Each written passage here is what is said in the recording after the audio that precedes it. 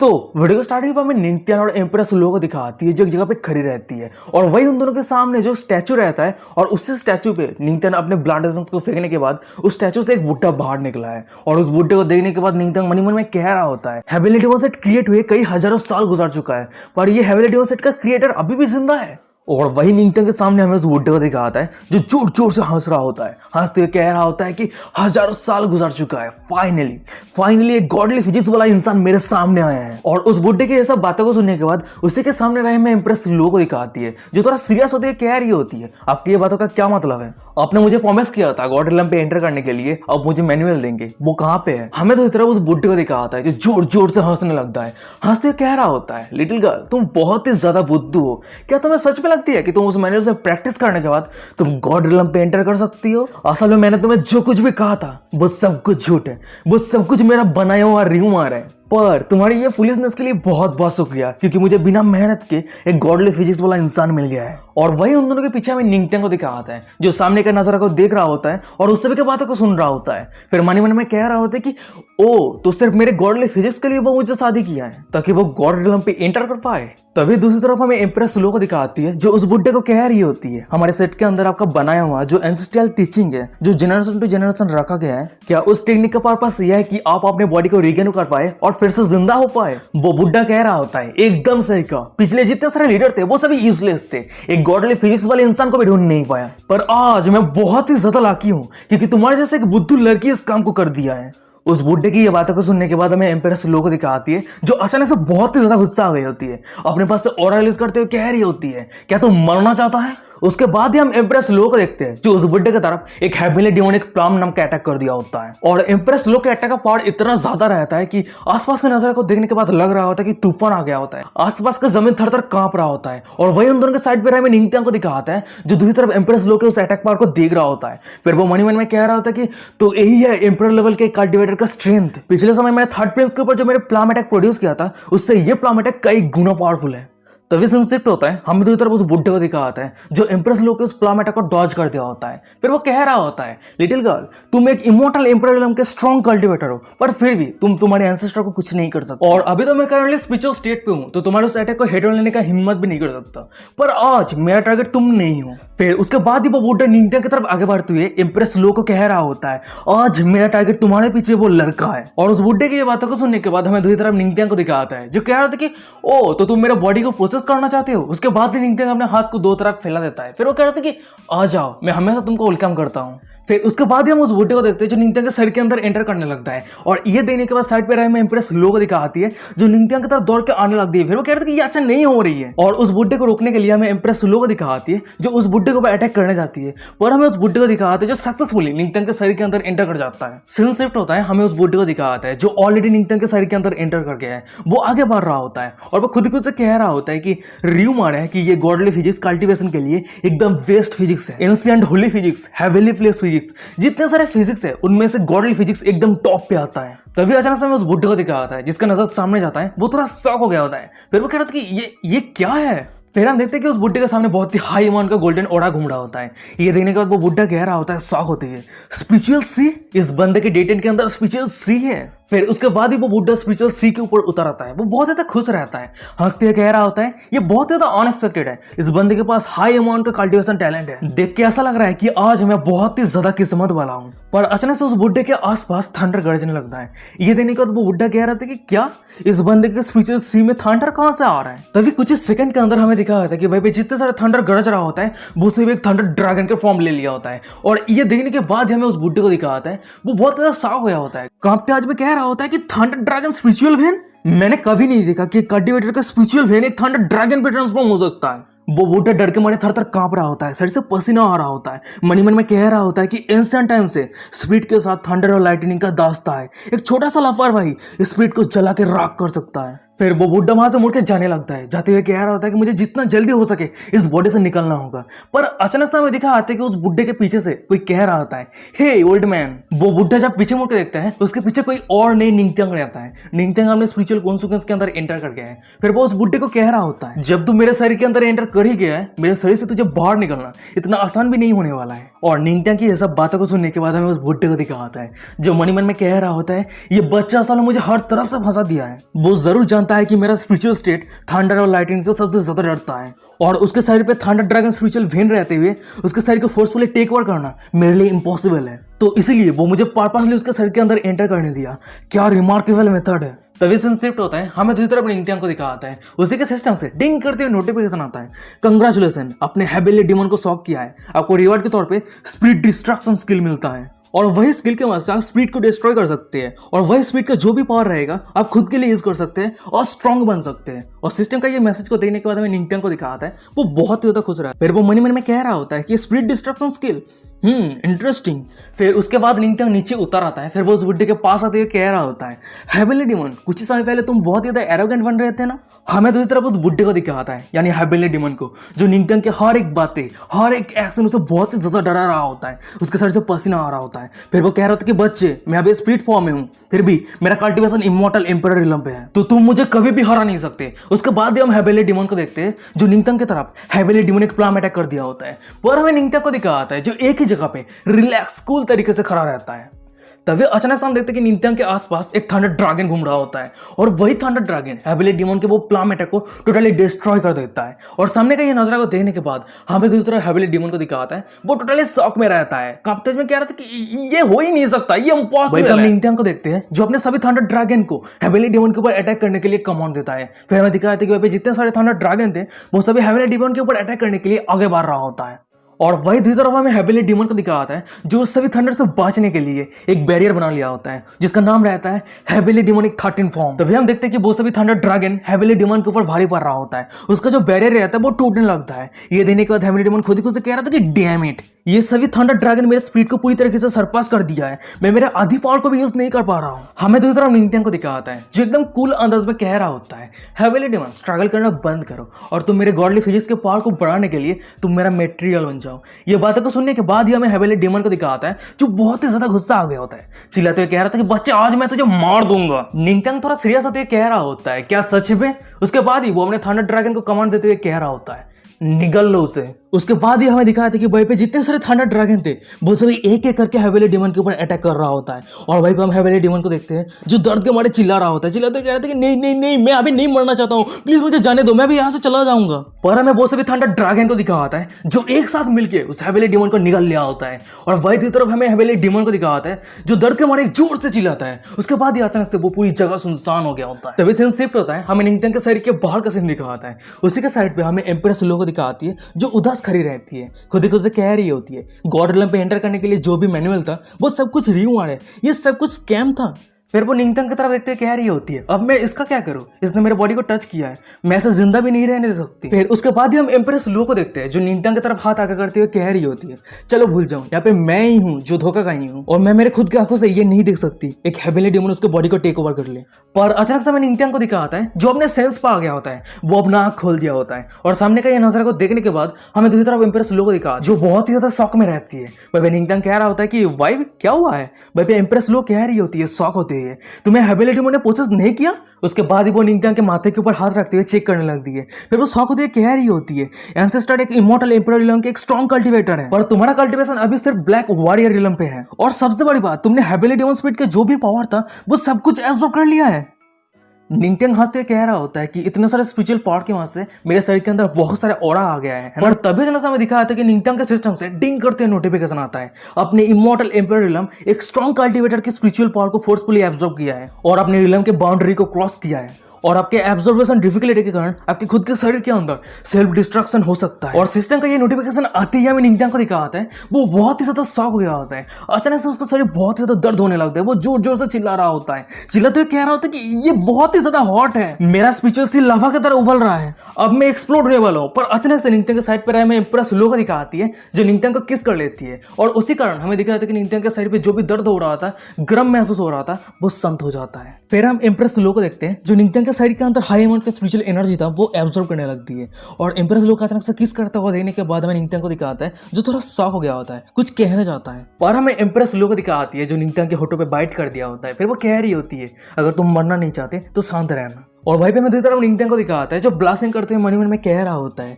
वो असल में मेरे शरीर के अंदर जो वायलेंट स्पिरिचुअल पावर है उसे सरपास करने के लिए मदद कर रही है। फिर उसके बाद निंगत्यान एम्प्रेस लो के कमर पे हाथ रखते हुए एम्प्रेस लो को पकड़ लिया होता है। सीन शिफ्ट होता है, हमें दिखाता है कि 1 घंटा गुजर गया है, फिर भी वो दोनों एक दूसरे को किस कर रही होती है। अचानक से हम एम्प्रेस लो को देखते हैं जो निंगत्यान को दूर हटा दिया होता है। फिर वो कह रही होती है अब सब कुछ सही हो गया है। भाई पे निंगत्यान मन ही मन में कह रहा होता है ये प्रोसेस बहुत ही ज्यादा एक्साइटिंग है, काश ये प्रोसेस थोड़ा और लंबा समय रहता। तभी अचानक से हमें एम्प्रेस लो को दिखाती है जो अपने पास से कुछ निकल लिया होता है और फिर वो निंगत्यान को देती है, कह रही होती है ये तुम्हारे लिए। भाई पे निंगत्यान कह रहा था कि ये क्या है। एम्प्रेस लो कह रही होती है स्पिरिट एनर्जी के कारण ये स्पिरिट पैरल तैयार हुआ है और इस पैरल के अंदर हेबिली डेमन का ऑरा है और तुम तुम्हारे कल्टिवेशन पे स्पिरिचुअल एनर्जी को एब्जॉर्ब करने के लिए इस पैरल को टूल के हिसाब से यूज कर सकते हो। और हाँ, तुम ये जरूर याद रखना तुम तुम्हारे कल्टीवेशन को धीरे धीरे आगे बढ़ाना और एक ही बार में बहुत सारे ऑरा एब्जॉर्ब मत कर लेना, क्योंकि जब तुम डेंजर पे रहोगे मैं हमेशा तुम्हारे साइड पे नहीं रहूंगी। ये बातों को सुनने के बाद मैं निंगत्यान को दिखाता है जो कह रहा था कि अच्छा ठीक है और हाँ तुम्हारी बहुत बहुत शुक्रिया। अचानक से हम निंगत्यान को देखते हैं जो पीछे मुड़ते हुए एम्प्रेस लो को कह रहा होता है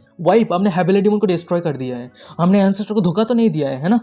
तभी हम एम्प्रेस लो को देखते हैं उन दोनों के सामने जो हेबिली डेमन का स्टैचू रहता है उसे तोड़ देती है। फिर वो कह रही होती है ये बंदा खुद के सेल्फिशनेस के लिए generation to generation heavenly demon set के जितने सारे लीडर थे उस सभी को धोखा दिया है और उस तरह के इंसान हेबिली डेमन सेट के मेंबर बनने के काबिल नहीं है और हमने उस इंसान को मार के कोई भी गलती नहीं किया है। फिर उसके बाद हम एम्प्रेस लो को देखते हैं जो वहां से मुड़ के जाने लगती है, जाते हुए मन में कह रही होती है पर मैंने कभी उम्मीद नहीं की थी कि गॉड रिलम पे एंटर करने के लिए जो भी मैनुअल था वो सब कुछ एक झूठ है, पर बिना गाइडेंस के मैं गॉड रिलम पे कैसे एंटर करूंगी। देख के ऐसा लग रही है कि मैं गॉड रिलम पे कभी भी ब्रेक थ्रू नहीं। और अगर वो सभी रिथोरियस एलायंस हमारे हेबिली डेमन सेट के ऊपर अटैक करता है तो आगे हम क्या करेंगे। चलो छोड़ो, यहाँ पे हम कुछ नहीं कर सकते। अगर उस सभी को ब्लॉक करना है तो हमें मौत तक फाइट करना है। अगर एक दिन हेबिली डेमन सेट डिस्ट्रॉय भी हो जाता है तो मैं उस कल्प्रिट को जरूर फ्यूचर में सफर करवाऊंगी। पर अचानक से एम्प्रेस लो के पीछे से निंगत्यान कह रहा होता है कि वाइफ देख के ऐसा लग रहा है कि मैं ब्रेक थ्रू करने वाला हूँ। और निंगत्यान की बातें को सुनने के बाद हमें एम्प्रेस लो को दिखाती है जो मन में कह रही होती है तो ये सच में गॉडली फिजिक्स है। कुछ ही दिनों के अंदर वो सक्सेसफुली बहुत सारे ब्रेक थ्रू किया है और ये जो स्पीड है सच में बहुत ही ज्यादा रेयर है। फिर उसके बाद एम्प्रेस लो वहां से जाते हुए निंगत्यान को कह रही होती है अच्छा ठीक है तुम शांति से कल्टीवेट करो, मैं अभी यहाँ से जा रही हूँ। सीन सेट होता है, हमें कुछ मिनट के बाद का सीन दिखाता है। भाई हम निंगत्यान को देखते हैं जो अपना कल्टीवेट कर रहा होता है और उसी के सिस्टम से डिंग डिंग करते हुए नोटिफिकेशन आ रहा होता है कंग्रेचुलेशन होस्ट आपने 8 स्टार ब्लैक वॉरियर रियल्म पे ब्रेक थ्रू किया है, कंग्रेचुलेशन होस्ट आपने 9 स्टार ब्लैक वॉरियर रियल्म पे ब्रेक थ्रू किया है। ऐसा करके सिस्टम से अनलिमिटेड नोटिफिकेशन आते ही जा रहा होता है। निंगत्यान के सिस्टम से एक फाइनल नोटिफिकेशन आता है कंग्रेचुलेशन होस्ट आपने 1 स्टार स्पिरिचुअल रियल्म पे ब्रेक थ्रू किया है। और सिस्टम का ये नोटिफिकेशन को देखने के बाद ही हमें निंगत्यान को दिखाता है जो अपना कल्टीवेशन करना रोक देता है। फिर वो खुद ही से कह रहा होता है स्पिरिचुअल रियल्म पे एंटर करने के बाद ही मेरा कल्टीवेशन थोड़ा धीमा हो गया है और उसके साथ ही साथ मेरे शरीर के अंदर बहुत ही हाई अमाउंट का ऑरा एब्जॉर्ब करने की जरूरत पड़ रहा है। फिर निंगत्यान मन में कह रहा होता है कि फ्यूचर में चाहे जो भी हो जाए मेरे फाउंडेशन को पहले स्टेबल करने की जरूरत है। सीन शिफ्ट होता है, हमें दिखाता है कि रात हो गया होता है। भाई हम एक सेट को दिखाता है जिसका नाम रहता है शैडो डेमन सेट। तभी हम एक बुड्ढे को देखते हैं जो सामने खड़ा रहता है और उसी के पीछे हम एक बंदे को देखते हैं जो घुटने टेक के बैठा रहता है। फिर वो कह रहा होता है कि सेट लीडर यान सेंसी आ गया है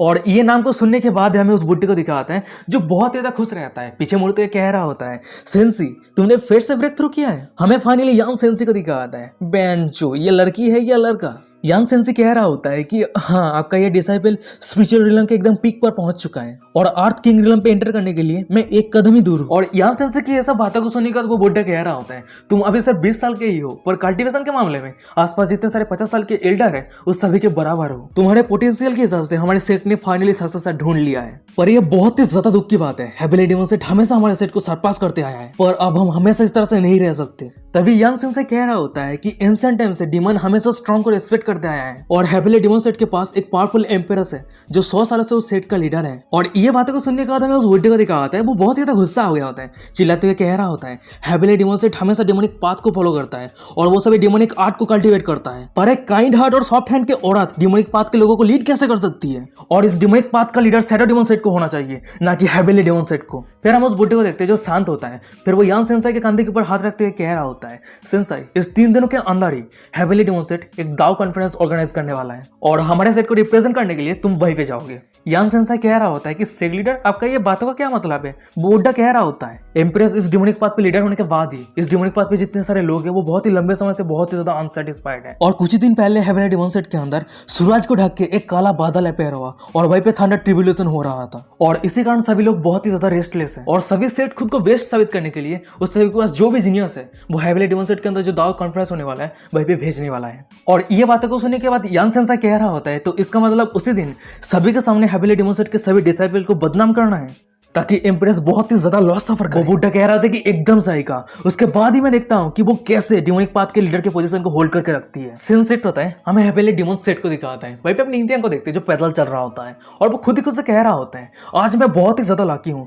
क्योंकि हेवनली डिमोन सेट सिर्फ स्पिरिचुअल स्टेट पे था और मेरे शरीर के अंदर वो थंडर और लाइटनिंग उसे सरपास कर दिया, नहीं तो वो कब का मुझे मार देता। वैसे रिसेंटली मैंने कुछ न्यूज सुना है कि कुछ फोर्सेस अभी तक फाइट कर रहा है और फ्यूचर में हम जरूर डेंजरस सिचुएशन एनकाउंटर करने वाले हैं। फिर उसके बाद हम इंतियां को देखते हैं जो अपने पास से स्पिरिचुअल फीआरएल को निकाल लिया होता है। फिर वो उस तरफ देखते हुए खुद ही खुद से कह रहा होता है उसने एकदम सही कहा है जब मैं फ्यूचर में डेंजर में रहूंगा हमेशा मुझे प्रोटेक्ट करने के लिए कोई नहीं रहेगा। पर तभी इतना समय दिखाया था कि निंगतियांग के सिस्टम से डिंग करते हुए नोटिफिकेशन आता है होस्ट आज फुल मून का रात है और आज का रात पूरी ओरा से भरा हुआ है और ये आज का समय कल्टीवेशन करने के लिए एकदम सही है। भाई निंगतियांग खुद ही खुद से कह रहा होता है मुझे कड़ी मेहनत करने की जरूरत है ताकि मैं जितना जल्दी हो सके मैं मेरे स्ट्रेंथ को बढ़ा सकूं। सीन शिफ्ट होता है हमें निंगतियांग को दिखाता है जो एक पहाड़ के चोटी के ऊपर कल्टीवेट कर रहा होता है। तभी हमें दिखाया था कि उस पहाड़ के चोटी के नीचे कुछ डिसाइपल आ गया होता है। भाई पे एक बंदा कह रहा होता है इतनी लेट पे वो कौन है जो मूनलाइट क्लिक के ऊपर कल्टीवेट कर रहा है। भाई पे एक दूसरा बंदा कह रहा होता है कि अरे वो तो पेट्रियज जैसा लग रहा है ना और भाई एक लड़की कह रही होती कि हाँ वो सच में वही है। फिर उसके बाद यहाँ दिखाया था कि भाई जितने सारे लड़कियां थी वो सभी अजीब सी हरकतें कर रही होती है, ब्लास्टिंग कर रही होती है।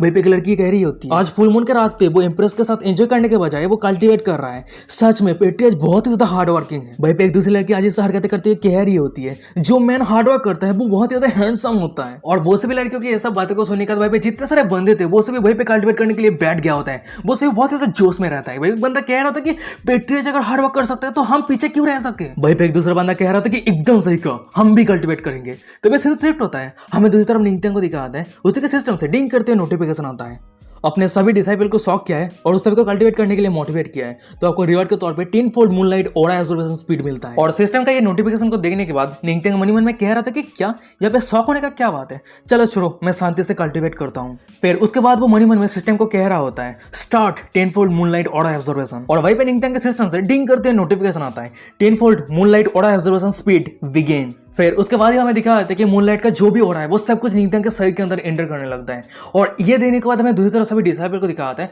वो सभी शॉक हो गया होता है। भाई बंदा कह रहा था कि हे भगवान सभी उधार देखो यहाँ तक कि सब मूनलाइट का ऑरा पेट्रियज एब्सॉर्ब कर रहा है। भाई पे एक लड़की कह रही होती है सच में पेट्रियज एक डिवाइन ह्यूमन है। पर तभी ना समय दिखा आता है कि वो सभी डिसाइपल के पीछे एक एल्डर आ गया होता है। फिर वो उस सभी को कह रहा होता है इस गहरी रात पे तुम सभी एक जगह पे इकट्ठा होकर क्या कर रहे हो। पर हमें एक लड़की को दिखा आती है जो उस एल्डर को चुप कराते हुए कह रही होती है ग्रेट एल्डर आप धीमी शब्द में बात कीजिए हम पेट्रियज के कल्टीवेशन को डिस्टर्ब नहीं कर सकते। ये बातों को सुनने के बाद वो एल्डर कह रहा था कि क्या पेट्रियज।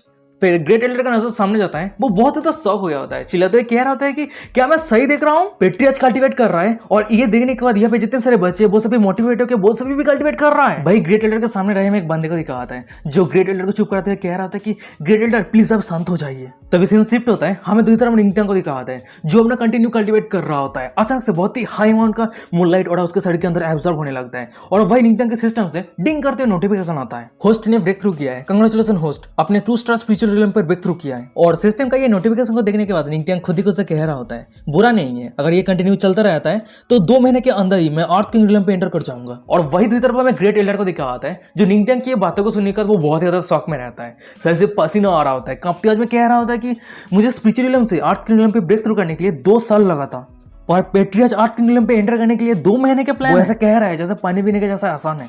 ये एबनॉर्मल बच्चा सच में। पर अचानक से ग्रेट एल्डर के सामने रहे में एक बंदे को दिखा आता है जो ग्रेट एल्डर के आदिवासी को काटते हुए सामने दिखाते हुए कह रहा होता है कि अरे उधार देखिए ये पेट्रियज का ऊपर क्या है। और वही दूसरी तरफ हमें निंगतियांग को दिखाता है जिसके ऊपर खुद के ही धर्मा पैर हुआ है। तभी हम देखते हैं कि निंगत्यांग के सिस्टम से डिंग करते नोटिफिकेशन आता है। अपने सभी डिसाइपल और ग्रेट एल्डर को शॉक किया है, आपको रिवार्ड के तौर पे फेथ ऑरा कल्टीवेशन मिलता है। सिस्टम से दूसरा नोटिफिकेशन आता है फेथ कल्टीवेशन। जब आप अपने फॉलोअर के साथ सरेंडर रहेंगे और उस सभी के साथ मिलकर कल्टीवेट करेंगे, आपके फॉलोअर का कल्टीवेशन स्पीड डबल हो जाएगा और आपके फॉलोअर का जो कल्टीवेशन ऑरा है होस्ट के शरीर के अंदर एंटर कर जाएगा। और सिस्टम का ये नोटिफिकेशन को देखने के बाद निंगत्यांग मन में कह रहा होता है कि ओ उस सभी के कल्टीवेशन को ऑरा मेरे शरीर के अंदर एंटर कर जाएगा, ये तो बहुत अच्छी बात है। फिर वो सामने देखते हुए कह रहा होता है कि फॉलोअर का कोई कमी नहीं है, पर मैं चाहता हूं कि ग्रेट एल्डर भी मेरा फॉलोअर बन जाए, उसके स्ट्रेंथ के हिसाब से मुझे और भी ज्यादा स्ट्रांगली ऑरा मिलेगा। फिर उसके बाद हम निंगत्यांग को देखते हैं जो ग्रेट एल्डर के सामने आ गया होता है। फिर वो ग्रेट एल्डर को कह रहा होता है, ग्रेट एल्डर मैंने देखा कि आज रात के आसमान के मूनलाइट बहुत ज्यादा ब्राइट है और आज की मूनलाइट का ऑरा भी थोड़ा स्ट्रांग है, तो क्यों ना हम एक साथ मिलकर कल्टीवेट करते, तो हो सके कुछ हम गेन कर ले।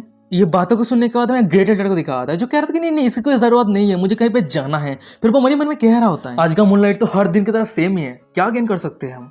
पर अचानक से निंगत्यांग के पीछे में सभी डिसाइपल को दिखा होता है, वो सभी बहुत ज्यादा खुश रहता है। वहीं पे एक बंदा कह रहा होता है कि हे भगवान पेट्रियस बहुत ज्यादा अमेजिंग है, मैंने ब्रेक थ्रू किया है। भाई पे एक लड़की कह रही होती कि हाँ मैंने भी ब्रेक थ्रू किया है, सच में पेट्रियस बहुत ही ज्यादा अमेजिंग है। और बहुत सारे डिसाइपल की ये सब बातों को सुनने के बाद हमें दूसरी तरफ ग्रेट एल्डर को दिखा होता है, वो बहुत ज्यादा शौक में रहता है, सर से पसीना आ रहा होता है। मन में कह रहा था कि आज रात बहुत सारे डिसाइपल किस तरह के लाक एनकाउंटर किया है।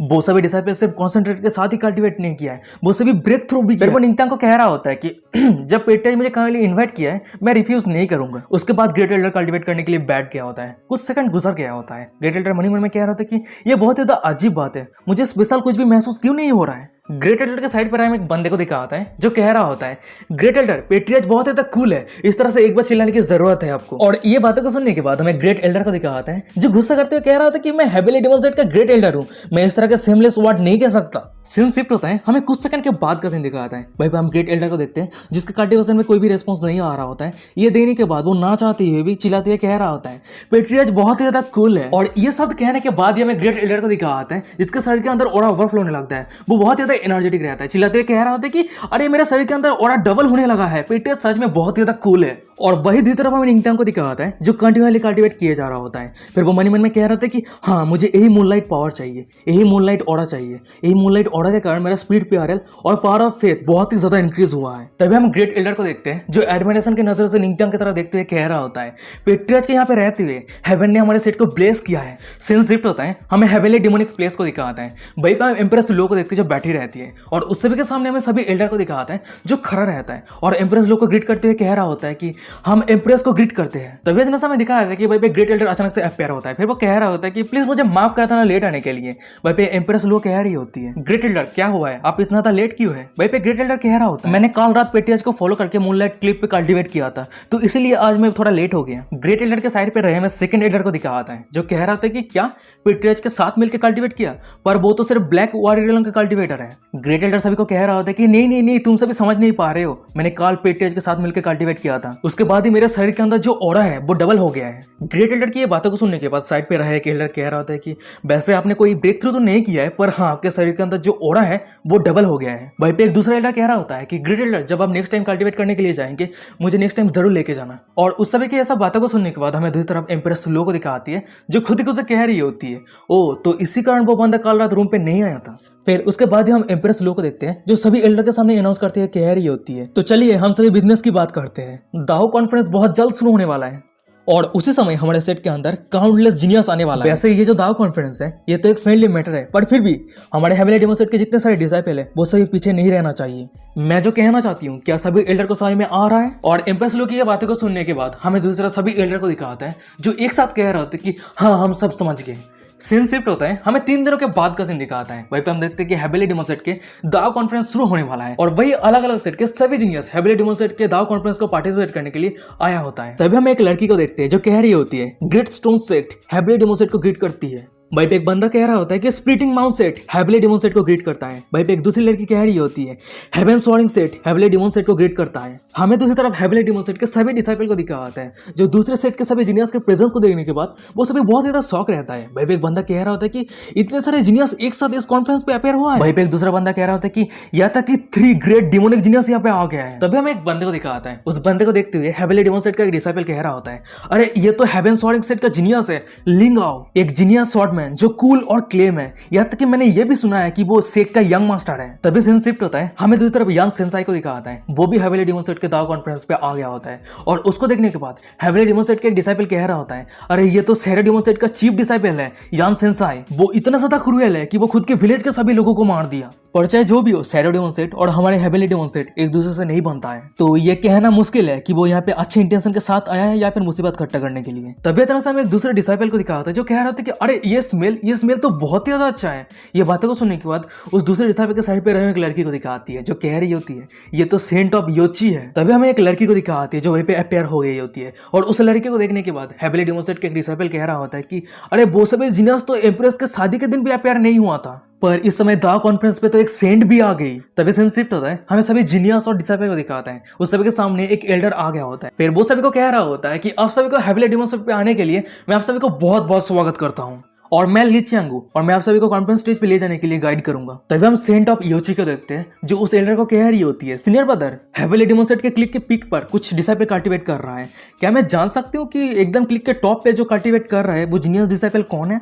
एल्डर कह रहा होता है कि ओ वो तो हमारे पेट्रियर्च है और वो सभी हमारे डिसाइपल को कल्टीवेट करने के लिए लीड कर रहा है। और उस एल्डर की बातों को सुनने के बाद हमें तीनों सेट के तीनों जीनियस को दिखाता है, लिंगाओ, यान सेंसाई और सेंट ऑफ योची को। वो तीनों ही शॉक हो गए। वो तीनों ही एक साथ मन में कह रहा होता है कि पेट्रियर्च तो इसका मतलब एम्प्रेस का हस्बैंड।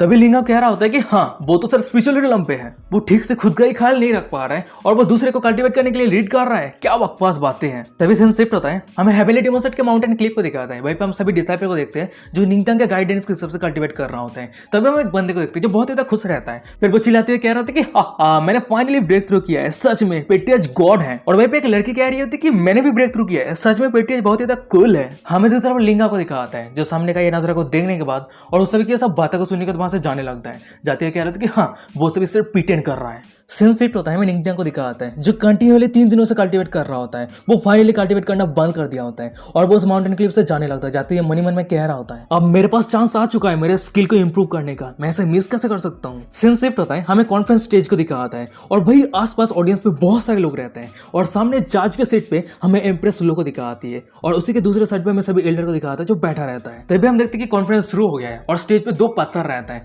और वही एक पत्थर के ऊपर हम एक बंदे को देखते हैं जो मुक्का मारता है। फिर वो अपने साइड पे रहे एक बंदे को कह रहा होता है कि ग्रेट माउंटेन सेट पर इन्फिनिटी है। वैसे हेवेली डेमन सेट के सीनियर ब्रदर प्लीज मुझे आप गाइड कीजिए, अब भी आपने कुछ परफॉर्मेंस दिखाई है। उस बंदे की ये बातों को सुनने के बाद हमें हेवेली डेमन सेट के डिसाइपल को दिखाता है जो अचानक से हल्क बन गया होता है। फिर वो कह रहा होता है कि मैं जरूर मेरे जूनियर ब्रदर ली को गाइड करने वाला हूँ। उसके बाद ही वो एक जायंट स्टोन के ऊपर किक मारता है, किक का पावर इतना ज्यादा रहता है कि वो स्टोन हजारों में बांट गया होता है। और ये देखने के बाद हेवेली डेमन सेट के डिसाइपल के पीछे जो बंदा रहता है, माउंटेन सेट का जो डिसाइपल रहता है, वो हार मान लिया होता है। वो बहुत ज्यादा शॉक में रहता है। फिर वो कह रहा था कि मैं हार मानता हूँ। तभी सीन शिफ्ट होता है, हमें ग्रेट एल्डर और एम्प्रेस लो को दिखाती है जो सामने का ये नजर को देख रही होती है और वहीं पे हम ग्रेट एल्डर को देखते हैं जो बहुत ज्यादा खुश रहता है ये रिजल्ट को देखने के बाद। फिर वो कह रहा होता है कि हमारे सेट के अंदर सभी इलाइट डिसाइपल हैं और इस कॉन्फ्रेंस पे वो सभी टोटल विक्ट्री अचीव करेगा। एम्प्रेस लो कह रही होती है कि इतना जल्द में खुश मत हो क्योंकि स्टेज के ऊपर अभी तक 3 मोस्ट डिफिकल्ट ओपोनेंट अभी तक आया नहीं है। पर अचानक से हमें दिखाया जाता है कि एम्प्रेस लो के पीछे निंगतांग आ गया होता है। फिर वो कह रहा होता है कि क्या 3 मोस्ट डिफिकल्ट ओपोनेंट, चलो मुझे भी देखने दो। तभी सीन शिफ्ट होता है, हमें दिखाया था कि स्टेज पे यान सेंसाई आ गया होता है। फिर वो कह रहा होता है कुछ लोग दाव ऑफ स्वॉर्ड के साथ कल्टीवेट करता है और कुछ लोग दाव ऑफ म्यूजिक के साथ कल्टीवेट करता है। हर एक कल्टीवेशन के पाथ पे खुद का एक दाव कैरेक्टरिस्टिक होता है और मैं यान सेंसाई हूँ और मैं उस सभी को लेकर क्या नहीं करता। पर आज हम बात करने वाले हैं दाव क्या है। और यान सेंसाई की ऐसा बातों को सुनने के बाद हमें हेवेली डेमन सेट के सारे डिसाइपल को दिखाता है जो अपना अपना बातें कर रहा होता है। वहीं पे एक बंदा कह रहा था कि क्या सैरो डिमोनिक सेट यहाँ पे मुसीबत इकट्ठा करने के लिए आए हैं। वहीं पे एक दूसरा बंदा कह रहा था कि ये किस तरह का क्वेश्चन है। वहीं पे एक तीसरा बंदा कह रहा था दाव सच में बहुत ज्यादा मिस्टीरियस है, कोई भी इस क्वेश्चन को सॉल्व नहीं कर पाया है। तभी हम यान सेंसाई को देखते हैं जो सामने देखते हुए कह रहा होता है कि हजारों सालों में कोई भी इस आंसर को लेकर नहीं सोचा है। फिर वो एम्प्रेस लो की तरफ देखते हुए मन में कह रहा था कि आज मैं हेवेली डेमन सेट को बदनाम करके रहूंगा ताकि ये सेट किसी के सामने मुंह दिखाने के भी लायक नहीं रहे। हमें दूसरी तरफ एम्प्रेस लो को दिखाती है जो मन में कह रही होती है ये कहा गया है कि अगर कोई दाव को थोड़ा सा भी समझ लेता है वो अपने कल्टीवेशन किए भी नहीं अपने कल्टीवेशन पे बहुत ज्यादा ब्रेक थ्रू कर सकता है। और देख के ऐसा लग रही है कि आज सैरो डेमन सेट सब कुछ प्रिपेयर करके आया है। और अचानक से हमें हेवेली डेमन सेट के सेकंड एल्डर को दिखाता है जो शौक होती है, कह रहा था कि अब हमें आगे क्या करना चाहिए, क्या वो मुसीबत इकट्ठा करने से पहले उसे यहाँ से भगा देना चाहिए। वहीं पे ग्रेट एल्डर कह रहा था कि नहीं, ये हमें बिल्कुल भी नहीं करना है, ये अगर हम करते हैं तो हमारा सेट पूरा बदनाम हो जाएगा और सैरो डेमन सेट यही चाहता है। सेकंड एल्डर कह रहा होता है कि तो आगे हमें क्या करना चाहिए, क्या हमें हम इस तरह से ये हार मान लें। पर अचानक से हमें दिखाया जाता है कि एम्प्रेस लू के साइड पे रहे निंगत्यांग को, जो कह रहा होता है वाइफ सैडो डेमन सेट के जितने सारे डिसाइबल है क्या वो सभी इसके जैसा ही बहन जैसा दिखता है। उसे देख के लग रहा है कि वो मैन के क्लोथ पे वोमेन है। और निंगत्यांग की ये बातों को सुनने के बाद हमें दूसरी तरफ यान सेंसाई को दिखाता है। वो बहुत ज्यादा गुस्से में रहता है, बहुत ज्यादा सीरियस हो गया होता है, मन में कह रहा होता है कि एम्प्रेस लो किंग के इतना ज्यादा करीब वो इंसान वो कोई और नहीं हो सकता, वो जरूर पेट्रियाच है। सच में वो बहुत ज्यादा वर्थलेस है। और वही दूसरी तरफ हमें सभी ऑडियंस को दिखाता है जो निंगत्यांग की ये सब बातों को सुनने के बाद अपना अपना ओपिनियन देने लगता है। भाई एक बंदा कह रहा था कि वाओ ये यान सेंसर सबसे ज्यादा वही चीज नफरत करता है जब उसे कोई ओमेन करके बुलाता है। भाई पे एक दूसरा बंदा कह रहा था कि वो पागल इंसान कौन है जो यान सेंसाई को ऑफेंड करने का कोशिश कर रहा है। तभी हम यान सेंसाई को देखते हैं जो सभी को कह रहा होता है तो हेवनली डेमन सेट के कोई भी नहीं है जो मेरे इस क्वेश्चन का आंसर दे सके। हमें दूसरी तरफ निंगत्यांग को दिखाता है जो यान सेंसाई को कह रहा होता है बहन ये सिंपल क्वेश्चन क्या दाव कॉन्फ्रेंस पे पूछने के काबिल है। और गाइस यही पे आज का एपिसोड खत्म हो जाता है। वीडियो कैसा लगा मुझे कमेंट करके जरूर बताना। अगर ये सीरीज अच्छा लग रहा है तो चैनल को सब्सक्राइब कर दो आगे का एपिसोड पाने के लिए। और हाँ गाइस ये जो सीरीज है ना हफ्ते में एक ही चैप्टर रिलीज होता है और मैं 3 चैप्टर लेके एक एपिसोड बनाता हूँ, ठीक है। और तो थोड़ा बहुत वेट करना ही पड़ेगा, 3 हफ्ते के बाद मेरा एक एपिसोड आता है तो थोड़ा बहुत तो वेट करना ही पड़ेगा, ठीक है। और ये जो सीरीज़ है बहुत ज़्यादा इंटरेस्टिंग होते जा रहा है, आगे जितना चैप्टर आता जा रहा है वो और भी ज़्यादा इंटरेस्टिंग होते जा रहा है। तो चलो आगे देखते हैं कि क्या होता है। और पावरफुल तो ज़रूर बनेगा। और अभी तक हमारे चैनल को सब्सक्राइब नहीं किया तो चैनल को सब्सक्राइब कर दो। और वीडियो डिस्कशन को इंस्टाग्राम का लिंक मिल जाए, जाके फॉलो कर लेना ज़रूर, ठीक है। कोई भी इन्फॉर्मेशन हो, जानना हो, कोई भी कमेंट मैसेज करना हो तो कर सकते हो भाई पे, तो जल्दी जाके फॉलो कर लेना। तो चलो आज का एपिसोड यहीं पे खत्म करते हैं। Bye bye.